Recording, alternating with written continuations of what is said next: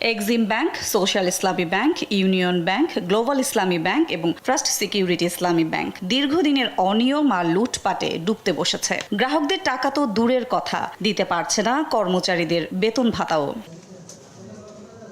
এমন পরিস্থিতির উত্তরণে একীভূতকরণেই সমাধান খুঁজছে বাংলাদেশ ব্যাংক। একীভূতকরণের পক্ষে বিপক্ষে মত রয়েছে বেসরকারি ব্যাংকগুলোর চেয়ারম্যানদের। গেল সপ্তাহে বাংলাদেশ ব্যাংকের সাথে বৈঠকে গ্লোবাল ইসলামী ব্যাংকের চেয়ারম্যান মার্জারের বিষয়ে একমত হলেও দেশ টিভিতে একান্ত সাক্ষাতে জানালেন ভিন্ন কথা। ব্যাংকগুলোকে বাঁচাতে মার্জারের বাইরে অন্য ব্যবস্থা গ্রহণের কথা বলেন তিনি। আমাদেরকে যদি রিক্যাপিটালাইজ করা হয়, আরও টাকা দেওয়া হয়, তাহলে আমরা ঘুরে দাঁড়াতে পারবো। আমরা রিজলিউশনে এগ্রি করেছি, মার্জার অ্যাকুইজিশন সরাসরি এই কথাটা বলি নাই যে আমি হাত পা ছেড়ে দিলাম, এখন মার্জার করা হোক। অন্যদিকে ফার্স্ট সিকিউরিটি ইসলামী ব্যাংকের চেয়ারম্যান বলছেন ভিন্ন কথা। সিনিয়র এই ব্যাংকার বলছেন বর্তমান পরিস্থিতিতে একীভূত করার কোনো বিকল্প নেই।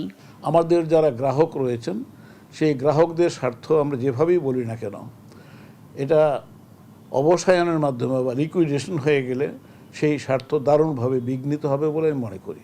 সেই জন্য মার্জার যদি হয়, মার্জারের মাধ্যমে আমরা এই 5টা ব্যাংকের 1 কোটি গ্রাহক, এই গ্রাহকের স্বার্থ সমুন্নত রাখা যাবে। কেন্দ্রীয় ব্যাংক বলছে মত দ্বিমত যাই হোক, একীভূত হওয়া ছাড়া ব্যাংক গ্রাহকদের বাঁচানোর বিকল্প পথ নেই। আমরা 5টি ব্যাংকেই মার্জারের আওতায় আনছি, এই বিষয়টি বাংলাদেশ ব্যাংকের তরফ থেকে চূড়ান্ত। তাদের নিজস্ব সিদ্ধান্ত কারোর উপর চাপিয়ে দিতে চাচ্ছে না, এই জন্যই আমরা কিছু প্রসেস ফলো করছি। ওই ব্যাংকগুলো দেখি তারা আমাদের কাছে কি তথ্য উপাত্ত সরবরাহ করে। অর্থনীতিবিদরা বলছেন দুর্বল ব্যাংকগুলোকে শুধু তারল্য সহায়তা দিয়ে টিকিয়ে রাখা যেমন সম্ভব নয়, তেমনি সঠিক পরিকল্পনায় একীভূতকরণ প্রক্রিয়া বাস্তবায়ন না হলে ব্যর্থ হতে পারে এই উদ্যোগ।